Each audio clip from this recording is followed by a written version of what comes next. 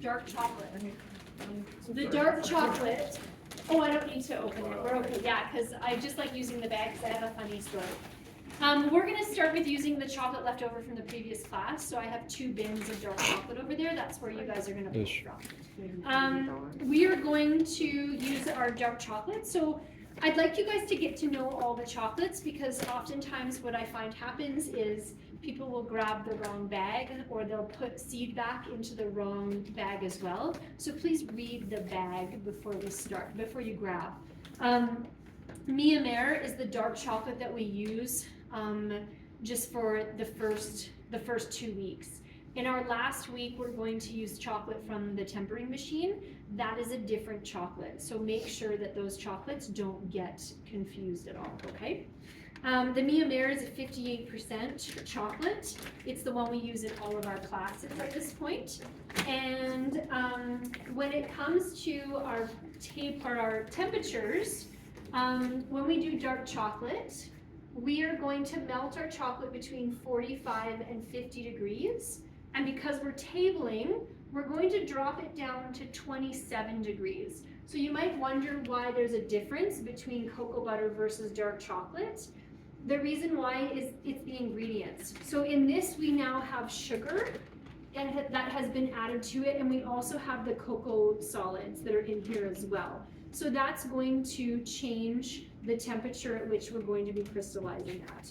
And then our working temperature is going to be between 31 and 32 degrees Celsius. So remember, working temperature is the warmest that you can make your chocolate before you start melting away your crystals. That working temperature is to achieve a perfect fluidity, to coat chocolates, to make garnish nice and thin. Whereas if you use it at 27 degrees, it'll be cold and thick, okay? And you'll really notice a difference. I also want to draw attention to here too is, so basically at 27 degrees, we've melted away all the other forms. So form 1, 2, 3, 4 have been melted. Between 27 and 32 degrees Celsius, that is the temperature at which the form 5 crystal exists in our chocolate, okay? So, how do you know what temperature to heat your chocolate up to? I'm going to tell you a very special story, and I have to tell this story because it keeps the spirit of my first pastry chef alive. So my first pastry chef, when I finished school, my school wasn't anything like what you have. It was commercial baking, that's it. You just went in, you learned the fundamentals, you learned how to make a boatload of it, and then you go out into industry. It wasn't until I was in industry that I had to learn how to crystallize, I had to learn how to do wedding cakes, do sugar, all of that. So my pastry chef was from New York City, and he had just moved up to Jasper, so fish out of water for sure. He was super intense and super passionate, and I barely ever spoke to him because he scared me so much. But it was only because he was so passionate. He wasn't mean, he was just passionate. Anyway, I went in on my day off, as any young, eager cook would, because I wanted to learn how to crystallize. But in Jasper in the summer, there's 7 outlets, and they are busy. Every single one of them is busy. Plus there's events going on, and he was busy. So he said, just get your station set up, get ready, and then call me over and I'll give you a quick demo. And I was like, okay, no problem. So I get my station set up, and I see him going back and forth, and I'm like, oh, I don't want to interrupt him. So finally I was like, oh, he's way too busy. I should just tell him. I'll come back another day. And I was like, excuse me, chef. And he's like, I said, do you want me to come back another day when you're not as busy? He looked at me and he said, Christine, read the expletive bag. So expletive meaning fill in your cuss word that you want that will describe his frustration, not with me, but with his scenario that he was in. I took that to heart. When he told me to read the bag, that defined my course of learning for the rest of my career, even up until my career right now. When he said read the bag, he basically said take your own education into your own hands. So if you look at the bag of chocolate, you will see that it says crystallization curve, temperatures to be respected, okay? You melt 45 to 50 degrees. You cool it to 27, and then your working temperature is 31 to 32. So after today, if anybody asks me what the crystallization temperatures are, what am I going to say? Read the bag. Read the bag. Now, the other reason why I want to tell you to read the bag is because not all chocolates are the same. So this is cocoa berry, this is Valrhona, okay? So it's a dark chocolate. It's not the same percentage, but generally dark chocolates all have the same crystallizing temperature. Valrhona is different. If you read the bag, you will see that it says melt from 50 to 55 degrees. So that's already 10 degrees hotter. Then you're going to cool it down to 28 to 29 degrees. So right there, that's already higher. It's more like in the cocoa butter range. And then your working temperature is going to be the same. It's at 31 to 32, okay? So again, it was a very valuable lesson that set me off onto my course of learning. And it was to be in charge of my own education. You're not always going to have somebody spoon feeding you the information. You really have to learn how to figure stuff out on your own. But also, all the information's on the bag. So if you, when in doubt, read the bag. Okay, so because we can reuse our chocolate, as I mentioned, we have all the dark chocolate over there that we'll start with. If we run out, then we'll grab some more. Everyone, when you go to crystallize, you can go ahead and scale yourself 800 grams. You might need to chop up some of your chocolate just so that it melts a bit faster. And we're going to melt it over a double boiler. Just a little reminder, does everybody know this trick? The cloth in the pot? You do not know the cloth in the pot. Okay, so what we want to do is we want to put the cloth in the pot when we put our bowl on because we need to break the seal here. What's been happening lately, and I always think it's such a rare thing, but Chef Adams just said it happened 2 weeks ago to him. And then it just happened to Chef Mary Frances 2 blocks ago. Somebody didn't have the cloth on, the bowl was here, it starts bubbling, and then all of a sudden it explodes. Yeah, so there's a pressure buildup that ends up happening inside. So it's really important to make sure that you have a towel in here. I know it's one more thing to be afraid of in the kitchen, right? An exploding pot. So just make sure you do this, because otherwise you might have a bit of an explosion. When we melt the chocolate, you want to just have the water at a simmer. So what I'll do is I'll crank it up to high until I see a little bit of steam coming out, then I'll turn it down to like 1/4 of the powder. And you want to stir it as you're melting it, okay? Then the other thing we want to do is you'll want to pull the chocolate off before it's completely melted. So why would you do that? And you want to wipe the bottom of the bowl off. Why would you pull it off before it's completely melted? So it doesn't burn?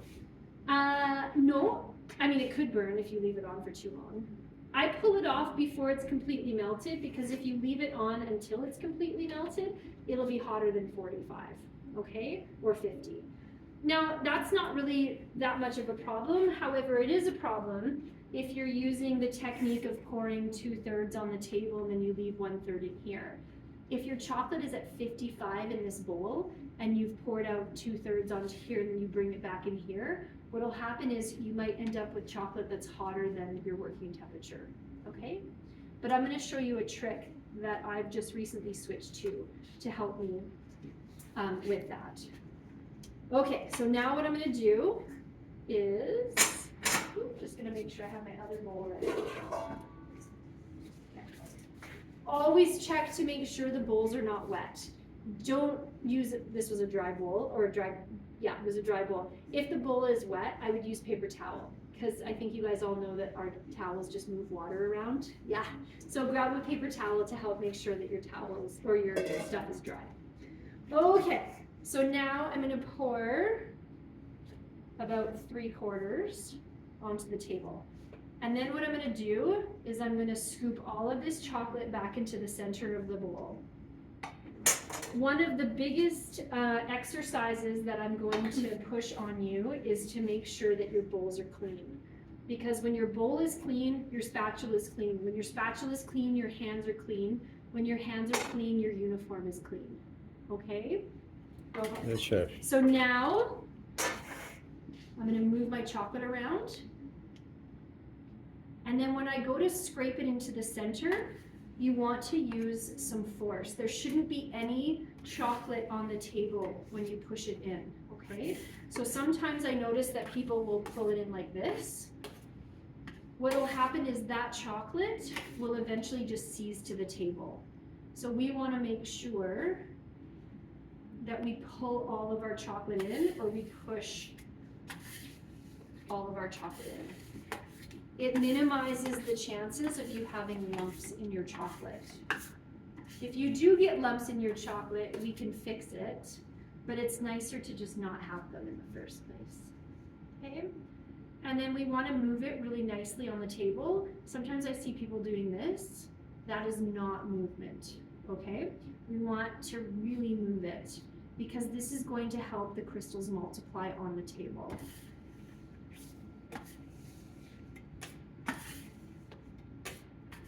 Okay. Push it in. There we go. I'm going to do it one more time, then I'll check the temperature. I can already feel it starting to get thick. Okay.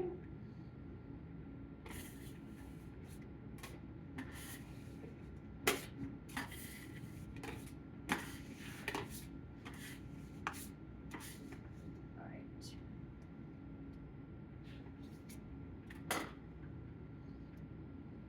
Oh, I'm only at 30. I gotta keep going. There. So move it around.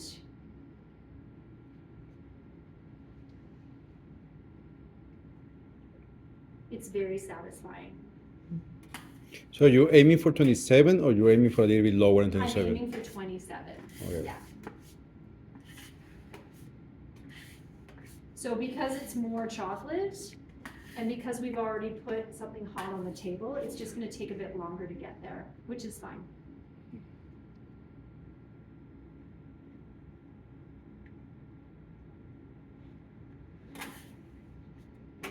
If for some reason we take too long and then it goes to 25 or whatever. That's fine, because you're going to warm it back up anyway. Right. Yeah, not to worry. What'll happen though is eventually if you take it too cold, your chocolate's going to be chunky. Mm-hmm. Okay. Okay, I'm at 26 now. So now I'm going to go in this bowl. So I'm going to scoop it up. And again, I can actually see, do you remember those crystals that we saw in the cocoa butter? I can actually see them in my chocolate right now when I'm scooping it up.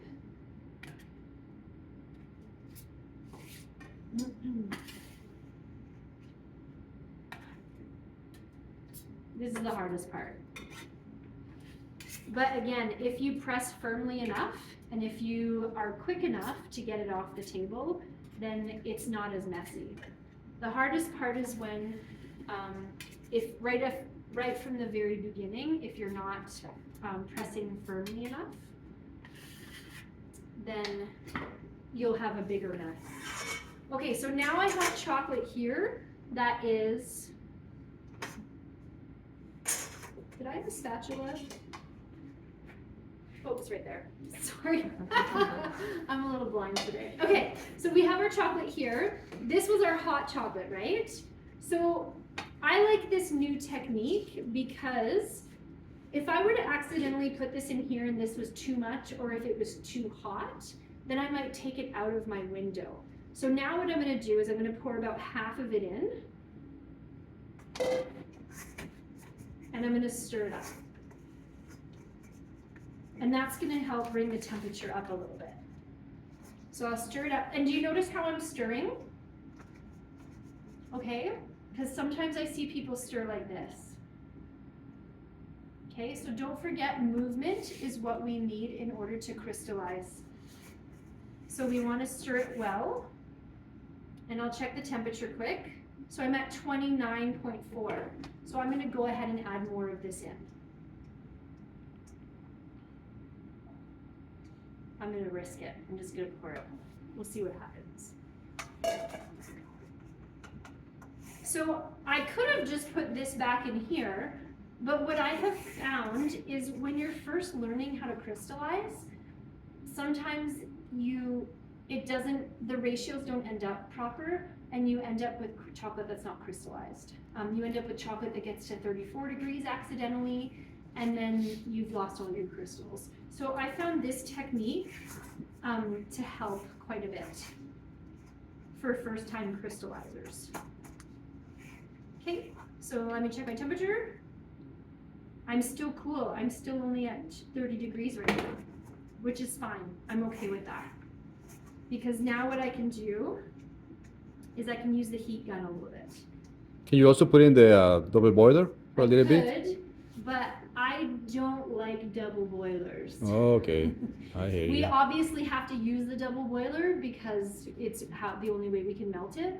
But once you use a double boiler, it potentially allows for water to be mixed in. The other reason why too, a lot of times I'll see students put their chocolate on the double boiler and then they'll take their thermometers. Do I have my thermometer?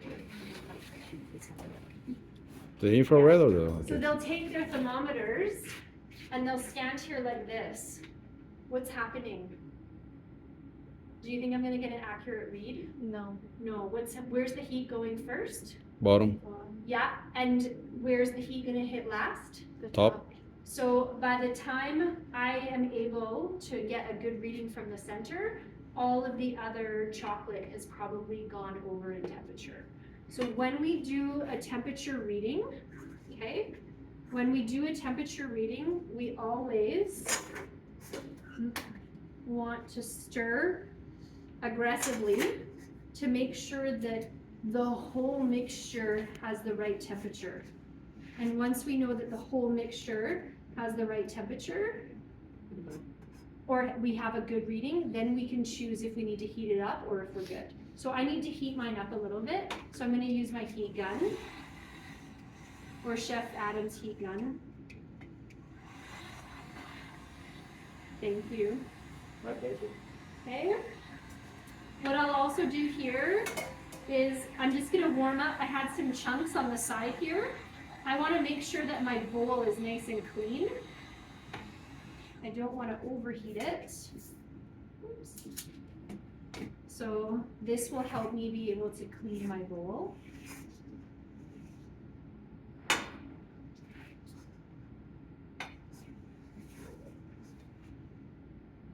Okay.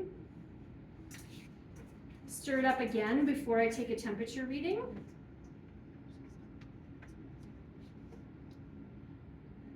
Yeah, I'm at 31, so I'm okay. So now what I'm gonna do, scrape my bowl down. Before I do anything else, I'm gonna clean my station. Okay, so I wanna take my offset and I want to use the longest edge to scrape this chocolate off. Sometimes I see people doing this. How long do you think it's gonna take? Whatever. Yeah. So use the outside edge, push down. Come over here. Scrape everything down. Working with chocolate is not just about, oh, I know how to crystallize. It's about maintaining a clean bowl and a clean workstation. Because if you don't have a clean workstation, then your garnish or whatever it is that you're making is going to be messy as well. It's inevitable. So if I find that you have totally nailed crystallizing, however your station is, then what I'll do is I'll get you to crystallize again and try to maintain a cleaner station, okay? So the nice thing is our tools are still fairly soft with the chocolate, so we can just wipe all this excess chocolate off. The other reason why I do this as well is when we crystallize, I hit the temperature, I did the movement. What's the last thing I'm doing right now while I'm cleaning? Time. Time, exactly. Because a lot of times what happens is everyone's like, okay, I got the temperature, I stirred it, and then they do a test and they're like, chef, it's not working. And I'm like, just wait like 5 minutes. Clean your station. Once you clean your tools in your station, then you can go back, you can stir it up a little bit, and then you can do a tester and then you can see, okay? Okay, so. I don't want to use the heat gun on my station because when I go to crystallize again, it's obviously going to heat up my table. There we go. Okay, so I'm going to stir this up a little bit more. We're going to have this bowl on a ring because if we have the bowl on the marble, what will happen is you'll get a hump of solid chocolate in the bottom of your bowl. So by putting it on the marble, it just helps keep it nice and warm, or it minimizes the chances of it cooling down. Okay, here we go. Fingers crossed. So I'm going to take a fair size. I'm going to spread it onto parchment. Please don't do this. Okay, because my eyes can't see that. And also don't do this. This one happens a lot as well. When you do that, what happens is, of course, the thin part of the chocolate is going to set because it's thin and it's on a cold marble. And then we have to wait for the thick sides of the chocolate to crystallize.